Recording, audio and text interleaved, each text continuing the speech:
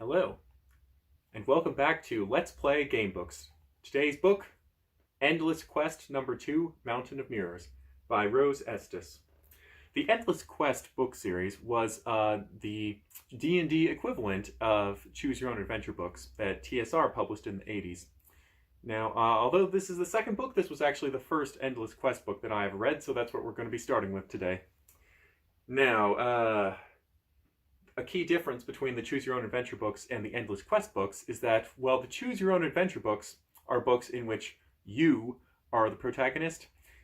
The Endless Quest books actually create a character that then you become. So it's sort of, it's the role-playing equivalent of the Choose Your Own Adventure books.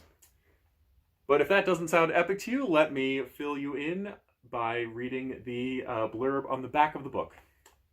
You are Landon, a brave elf on your first mission into the land of frost giants and ogres. Turn the pages of this endless quest book for many new and exciting adventures. When it comes time for action, you decide.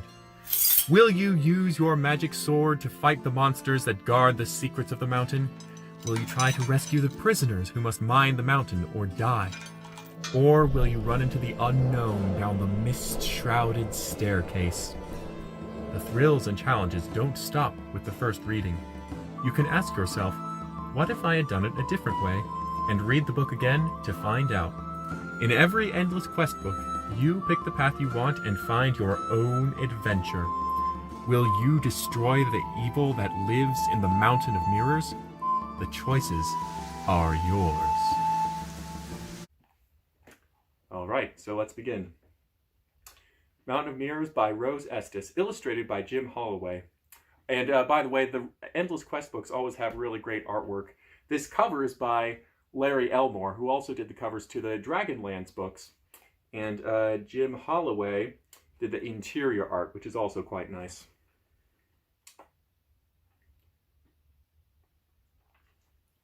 So first we get an introduction to the character we're going to become. In Mountain of Mirrors, you are an elf named Landon. You are 5 feet 5 inches tall. Although slender, you are very strong and quick on your feet. You are 270 years old. Since elves live to be about 1,200 years old, you're still in your early teens in human years. Your hair is a dark chestnut brown and hangs straight to your shoulders. Your eyes are emerald green. Like all elves, you have elven sight, allowing you to see objects in the dark by the heat they give off. You speak a number of languages, including those of orcs, goblins, ogres, and halflings, as well as the common language of humans. Although you are young and untried as a warrior, you have trained long and hard and are skillful with both sword and dagger. Your adventure begins in the cold, clear dawn of a late autumn morning in your village of Aurelia. Malric, the chief elder of the village, has asked his people to gather in the great hall for an important meeting. Speaking in a low but commanding voice, Malric addresses his people. For 3 months now, no caravans have reached our village. Supplies are running very low. Someone or something has completely cut Aurelia off from the land beyond the mountains. We have sent parties of elven warriors to discover what is wrong, but none have returned. Soon the great snows will come, and our village will perish without supplies. If we are to survive, someone must open the way to the land beyond the mountains, so caravans can get through. This book is oddly relevant to current times, isn't it? The Council of Elders has met all night in secret session and decided to choose by lot one elf from the village to try to open the way to the land beyond the mountains. The council feels one elf may succeed where many have not. The name drawn in the lottery is that of Landon. Though as yet untried as a warrior, the elders feel that Landon's goodness of heart and strength of purpose are more valuable than fighting experience. Landon, step forward. Ignoring the grumbling from the older warriors, you step forward and say proudly, Malric, I accept this mission. Please know that I will do my best. Malric continues. Landon, for your mission, the council will supply you with a mountain mule and a portion of our dwindling supplies. We are also entrusting you with our greatest treasure, the fabled Sword of the Magus. This sword has many special qualities. It cannot be broken no matter how hard it is struck. At your command, it will throw a clear, golden light over a 10-foot area. The sword of the Magus will hum in the presence of enemies. If you are defeated or slain, the sword will lose its powers. It cannot be used by anyone who is not pure in heart. Prepare yourself, Landon. You leave within the hour. The hour speeds by quickly as you change from your everyday clothes into a gray suede shirt and pants and a gray hooded cloak lined with silver fur. Getting cold, let's bundle up. You put a tiny bone-handled knife into the secret pocket inside your shirt. You lace your tall black leather boots to your knees and begin filling your backpack with supplies. You load it with an axe, a rope, oil flasks, some herbal medicine, a drinking horn, a tinderbox, and torches. Strapping a silver dagger to your belt and slinging a bow and quiver of arrows over your shoulder, you prepare to leave. Following a narrow, rocky trail, you leave your beloved village behind, sped on your way by the blessings of family and friends.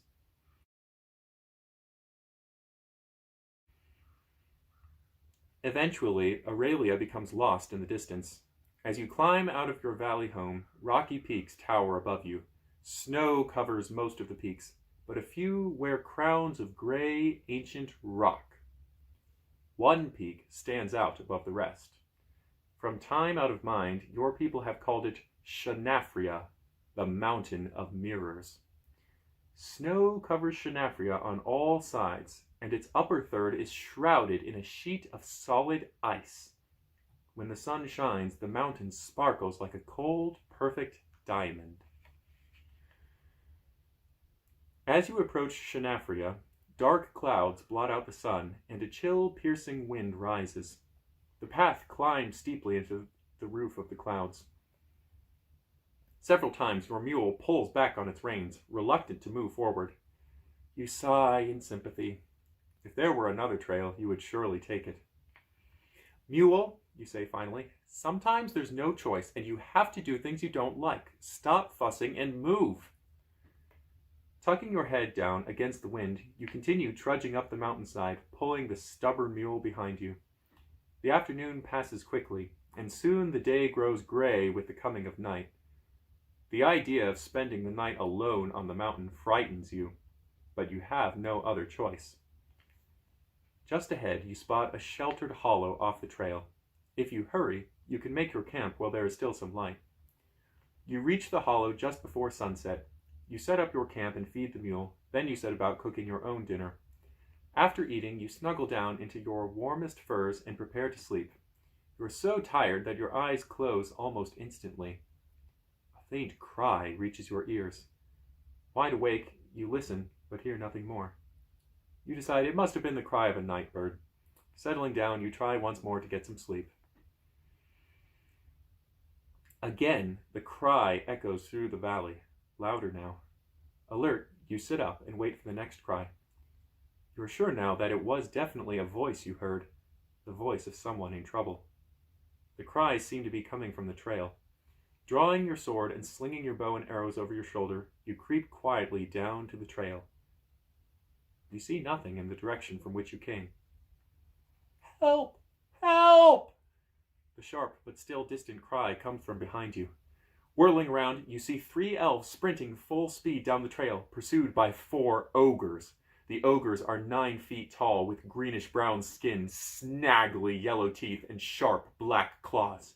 Each carries a pair of spears. Seeing the elves' danger, you start to wade through the heavy snow toward the battle. Close to the edge of exhaustion, the elves stumble more than they run. As you watch, one elf slips on an icy patch and falls to the ground, his weapons clattering away. His companions stop, uncertain, tug his arm and urge him to rise, but he does not move.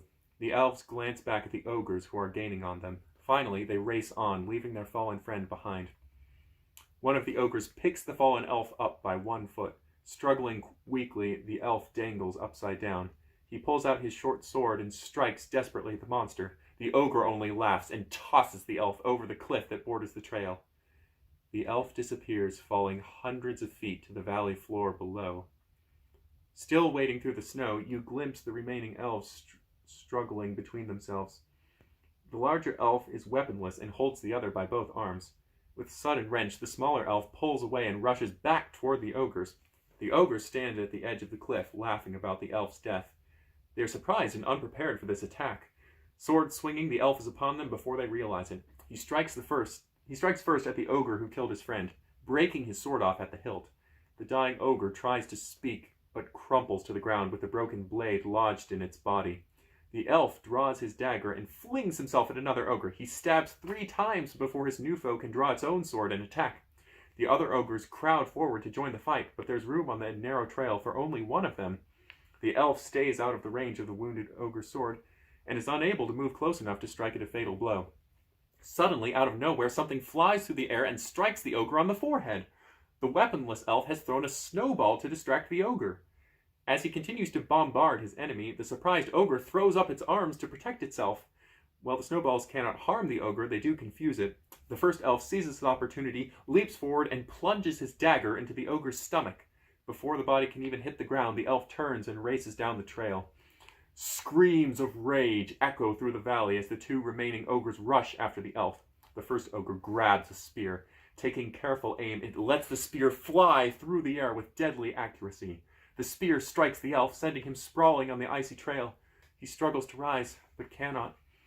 With a cry of rage, the weaponless elf charges the enemy. The ogre throws its second spear as it runs.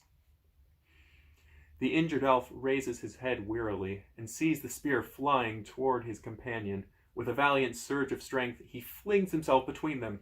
Both elves fall heavily to the trail. The weaponless elf struggles to his knees unharmed, but the other elf lies crumpled in the snow with 2 spears lodged in his body. "Olmus! Olmus!" sobs the weaponless elf. The ogres roar with laughter at his cries. At the sound of their laughter, the grieving elf leaps to his feet and rushes toward them. "So you want some of the same, little guy? Keep on coming, Elfie. This spear is for you," growls one of the ogres, waving a spear. The ogre's words stop the elf. He stands hesitantly on the trail with no weapons to defend himself. "What's the matter, chicken? I'll come to you," roars the ogre, starting forward.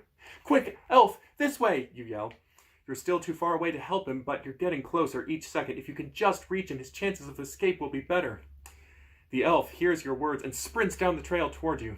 Both ogres shriek in anger when they spot you. Quickly, you ready your bow and draw an arrow from your quiver. The elf narrows the gap between you, and the ogres are almost within range of your bow. At this distance, a bow and arrow is a better weapon than a sword. If you can keep the ogres at a distance, both you and the elf may yet survive this encounter. Heart pounding, you force yourself to wait until the ogres are within range. Then carefully, you draw back the bowstring and let the arrows fly. They leap from your bow in a deadly arc, whizzing through the frigid air toward the ogres. The first arrow slams into an ogre. It stumbles, but continues to lurch forward. Then, zuck, zuck, zuck! The ogre stops, takes a faltering step, staggers, and falls.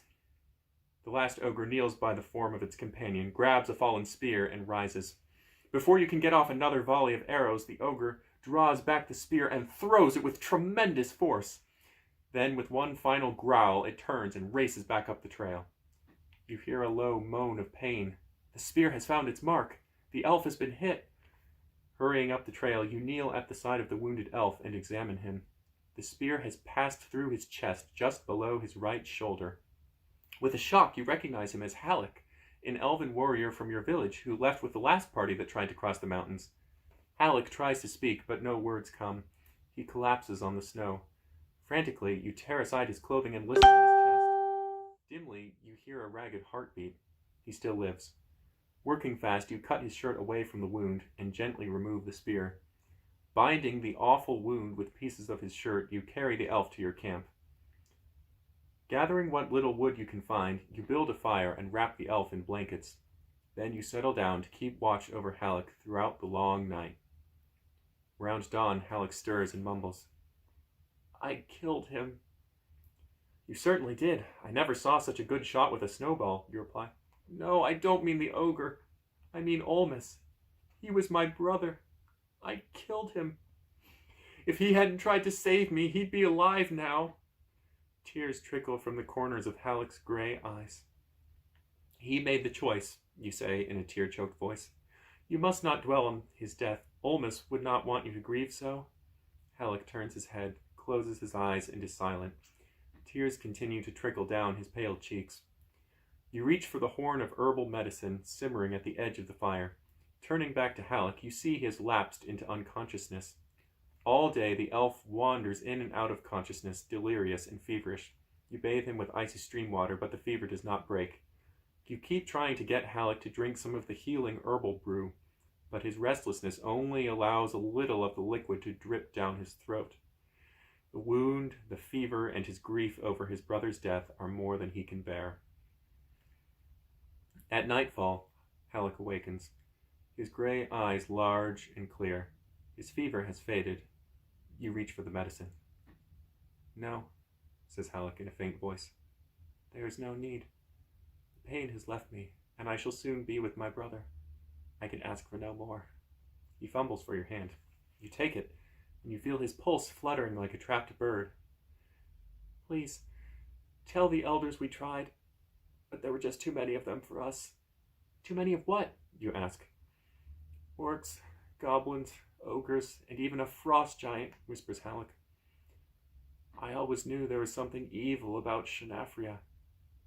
Evil? What evil? Please tell me what to expect. In a dying voice, Halleck gasps, Ice caves, mines, monsters, prisoners, death. His pulse flickers for a brief moment, and then is still. He stares at you with empty eyes, a small smile on his lips. With a deep sigh of sadness, you prepare to bury Halleck. Throughout the long night, you gather rocks. Slowly, you build a rock tomb. At daybreak, you lay the last rock with bruised and aching hands. Halleck is now at peace, and you must go on. You have difficulty forcing the mule around the frozen body of the ogre. With a bray of protest, it finally leaps forward, prancing wildly. It dashes up the trail ahead of you. You run to catch it. The mule has already rounded the boulder ahead of you. Suddenly, it gives a terrified bray.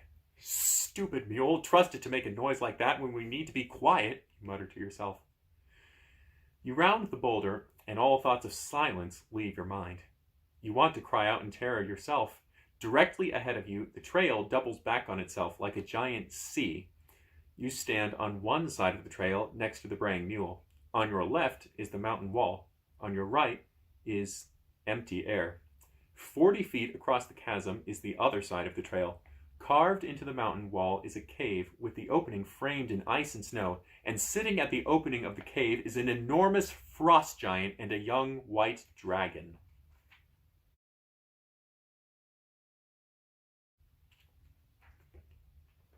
Look, Fang, booms the frost giant, his icy blue skin glinting in the sunlight. We've got company. Come on, where are your manners? Greet our guests. Fang, the white dragon, draws its scaly lips back over long, sharp teeth and almost seems to smile. Then it opens its mouth and belches a cone of white frost that rolls across the chasm.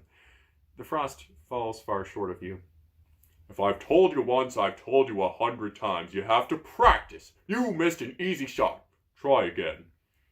The giant seems to think you and the mule are nothing but toys for Fang's target practice. That makes you angry.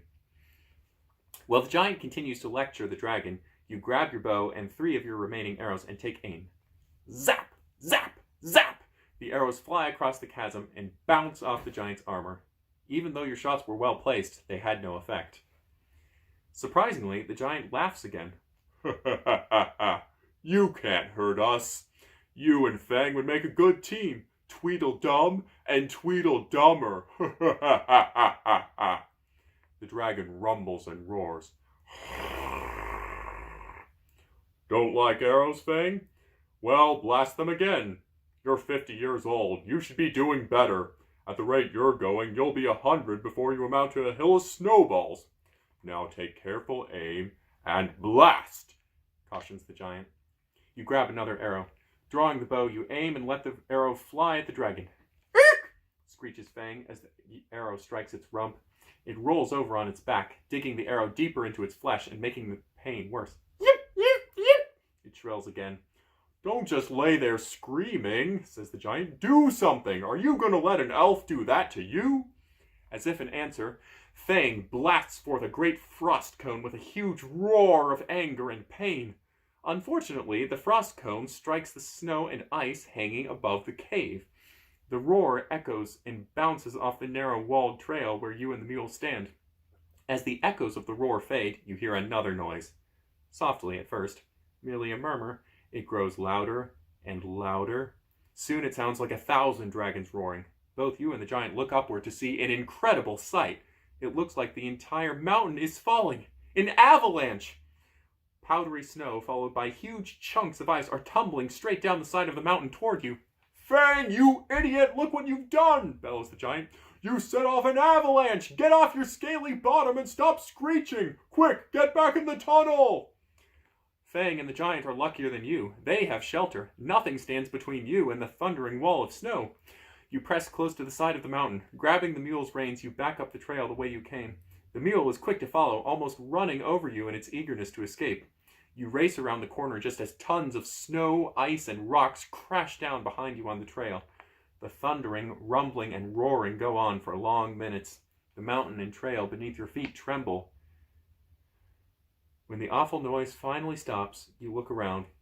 The trail is gone. The cave is gone. Buried deep beneath a mass of ice and snow. The chasm between the two trails is now filled with snow.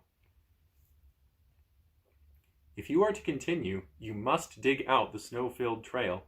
It will be difficult and dangerous. One false step and you could plunge from the mountainside to your death.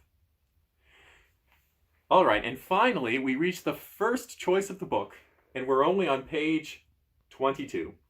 So, this book, it has a very distinct plot, and it spent a lot of time setting it up and building atmosphere, but the pacing's a little slow. Anyway, our choices are either to dig out the trail and continue with the mission, or go home and ask for help. So our first choice of the book is whether we want to give up or not. Well, I don't know about this one. I think I better roll a dice and find out. Okay, 1 to 3, we'll go home and ask for help. 4, 5, 6, we will try to dig out the trail. Oh, landed on its side. Okay, let's keep going.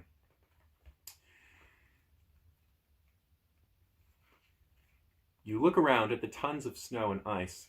The way ahead will be difficult. But if you turn back, you will probably lose the last chance your village has for survival. Already, flakes of the first winter storm are swirling in the cold air. You make your decision quickly. You will not turn back. You have given your word to do your best, and you will succeed or die trying. Tying the mule to a huge chunk of ice, you set to work. Afterward, you can't remember how long it took to clear the trail. Your memory is clouded by the pain of bleeding hands, frozen fingers, and snow-blind eyes. But at last, the job is done. The trail is clear. You collapse against the shaggy warmth of the mule and fall into an exhausted sleep. At last you awaken, stiff and aching. Rising painfully to your feet, you pull the sleepy, snow-covered mule out onto the narrow trail. It twitches and trembles, but follows you nervously along the icy path. The path is narrow and dangerous. The mountain rises steeply on one side, covered in ice and snow. On the other side is the sheer edge of the mountain. At its base, thousands of feet below, are sharp teeth of rock, loosely buried in masses of snow and ice brought down by the avalanche. You edge your way past the snow-covered frost giant's cave. Catching the scent of the dragon, your mule's nostrils flare. Easy, boy. I don't like it either. But don't worry, the dragon can't get us now. The mule flattens its ears against its head, but continues to plod through the snow past the cave. The wind increases. Ice and snow blow against you with tremendous force, making it difficult to see and to keep your balance. It is almost impossible to push forward. Suddenly, the mule rears and begins to scream, jerking hard against the rope. You slip on the icy trail and can no longer control the frightened mule. Screaming wildly, the mule rips the rope from your hands, turns, and rushes into the storm. Within seconds, it's lost from sight in the blowing snow. You are alone on the mountain. You place your hand on the hilt of the sword of the Magus. As though in answer to your touch, the sword begins to hum. You wonder where the danger could come from in this lonely place. You draw your sword and peer into the driving storm, trying to find your enemy. A figure stumbles toward you out of the whiteness. It's an orc. You wonder why it is wandering around outside. Orcs hate the light and usually live underground. You don't have long to wonder. The orc is attacking. There's a sudden lull in the storm, and a bright ray of sun floods the area. Sensing the strength of the sword of the Magus and the brilliance of the sun, the orc turns and runs. It rushes down the trail with you following close behind. As you round a bend in the trail, the orc disappears. The snowy trail stretches before you, but no footprints make it surface. You wonder if possibly orcs have been ambushing the parties who travel through these lonely mountain passes. You know that an orc would be here only for evil purposes. Great gusts of snow and freezing wind wail past you on the narrow ledge, tearing the questions about the orc from your mind. You must soon find shelter or perish. Closely examining the frozen ground, you see orc footprints leading straight into the side of the mountain. Looking carefully, you discover an opening hidden by overhanging ledges of snow and icicles. Squeezing between two sheets of ice, you enter an ice cave, sword at the ready for the orc. The sword of the Magus is silent. Looking down, you see many footprints in the frozen ground. They're footprints of elves, orcs, humans, animals, and some footprints you don't recognize. You creep slowly into the dark cave. Your elfin sight shows you that nothing is in the cave. Slowly you step out of the darkened area. Your feet fly out from under you. You come down hard, landing flat on your back. When you land, you begin to slide. This was no small patch of ice. You travel faster and faster, plunging through a tunnel of ice, sloping downward. The walls blur. Slowly, the steep angle of the icy chute begins to even out. Using your feet to brake yourself, you start to slow down. Finally, you skid to a stop, scared and shaken, but unhurt. The sword of the Magus remains silent. Wherever you are, there are no enemies nearby. Holding the sword of the Magus before you, you commanded, "Great sword of the Magus, light this place." A clear golden light springs from the sword and fills the area. You are in a small room made of ice. Behind you, the ice chutes rise in shimmering spirals toward the roof far above. You see nothing in the room but the orc footprints leading to a curious door on the far wall. You approach the door slowly, holding the sword of the Magus before you. You have never seen a door like this before.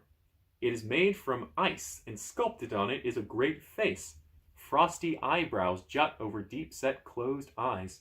An enormous beak-like nose extends over a bushy ice mustache that bristles with tiny icicles.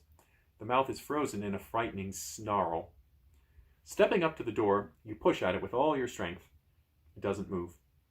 You back up, rush toward the door, and crash into it with your shoulder. Your arm tingles with pain, but the door hasn't budged. If you cannot break the door down by force, maybe you can chop your way through with your axe. You take the axe and bash the door a great blow. The axe slides in as easily as slicing warm butter, but instead of cutting through the door just seals around the blade. With difficulty, you pull it free from the ice. This is no ordinary door. It must be enchanted. Still, if the orc got through the door, then so can you. You walk up to the door, raise your hand, and knock on its great domed forehead. The sound echoes in the small room. The door's eyes fly open and glare straight at you. The mouth opens, and with a breath like the north wind, it asks, "Who's there?" A talking door? You stare at it in amazement.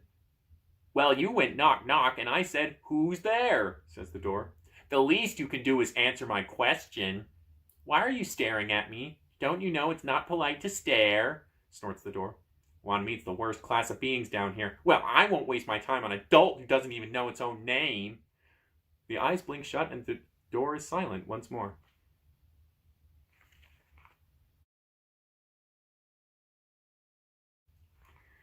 Your mouth hanging open in amazement, you stare at the door.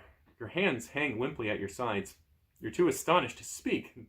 This door is the strangest thing you've ever encountered. If you want answers, you must talk to the door. Stepping forward boldly, you knock again on the frosty forehead. The door opens its eyes and asks again, Who's there? This time you have an answer ready. An elf, you reply. An elf who? Asks the door. Elf Landon from the village of Aurelia. Please let me pass, Mr. Door. The door seems pleased with your answer this time and says, That's better. At least you know who you are this time. I'm afraid I can't let you pass. You see, it's my job to guard against intruders like you. This is an important place, and I have a very important post. So I say you can't pass. So go away. Door, you say, I intend to pass one way or the other. Just try it, says the door. Now we have 3 options. If you want to attack the door with your axe, turn to page 89. If you want to light your torch and try to melt the door, turn to page 69. If you want to use your axe to cut footholds in the ice chute and return to the surface and go home, turn to page 37. So once again, we have an option that is to essentially give up. Okay, let's try melting the door. Quickly, you light your torch. Fierce blue flames shoot up and water begins to drip from the ceiling. The air grows warmer. Holding your torch before you, you stride to the door. You wouldn't dare, shrieks the door. Want to bet? I'll melt you in a minute if you don't open up immediately, you shout.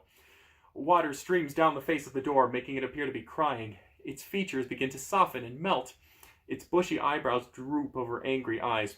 A drip trembles from the tip of its nose. The mustache hangs limply over the sagging mouth, and the features start to blur. Water is now ankle deep in the small room, and the walls and ceiling steam with mist.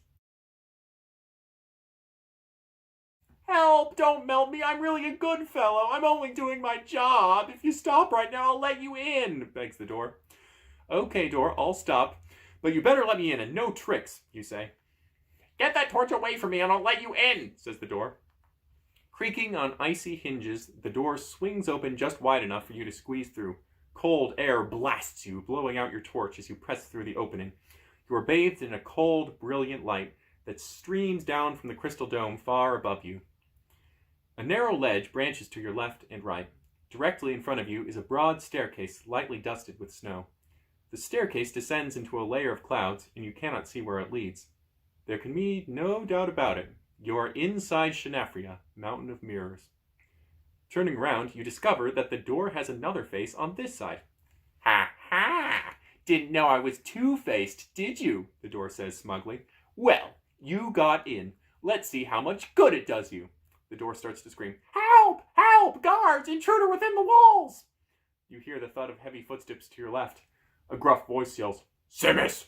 Rogor! If you choose to stand and fight the guards, turn to page 93.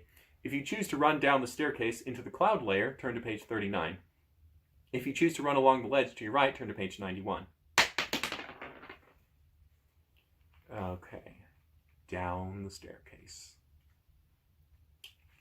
You run down the staircase and into the billowing clouds. The clouds protect you from being seen. It would be easy to fall over the icy edge, so you know you must be careful.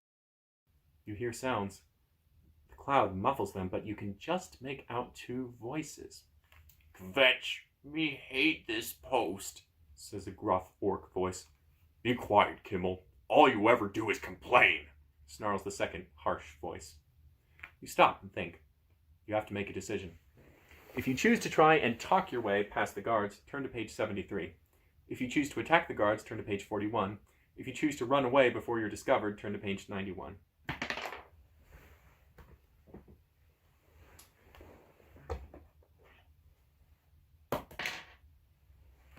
Okay, looks like we're going to attack them. Your elven sight allows you to creep through the cloud layer and get close to the orc guards. Before they know you're there, you have slain the orc standing closest to you. The other orc whirls around, searching for the attacker hidden in the clouds. Lowering your head, you rush at the orc and try to butt it off the stairs. Its feet shuffle on the ice as it scrambles wildly to catch its footing. It is not successful. Screaming horribly, it plunges over the edge. It was not an honorable fight, but orcs are not honorable enemies. Had they caught you, they would have shown you no mercy. If you choose to go back up the staircase, turn to page 84. If you choose to continue going down, turn to page 76. Let's go back up. You turn and plod back up the staircase, hoping that the guards have left. Stepping out of the cloud cover, you are immediately spotted by the 7 orcs who now stand guard by the door. The door screams, "There's the intruder! Get that elf!" Drawing the sword of the Magus, you try to fight, but the orcs fall on you and seize you. They take your weapons and bind you with a rough cord. Behind you, the door bursts into a hideous off-key victory song. Taking the end of the cord dangling from your neck, one of the orcs gives it a sharp yank, jerking you to your feet like a dog. They march you down the ledge. You hang your head and pretend to be terrified, but secretly you are plotting and planning your escape. When the orcs captured you, they neglected to find your knife hidden in its secret pocket. You will use the knife to cut your bonds and sneak away from the guards. Somehow, you will make your way out of Shenafria and back to Aurelia.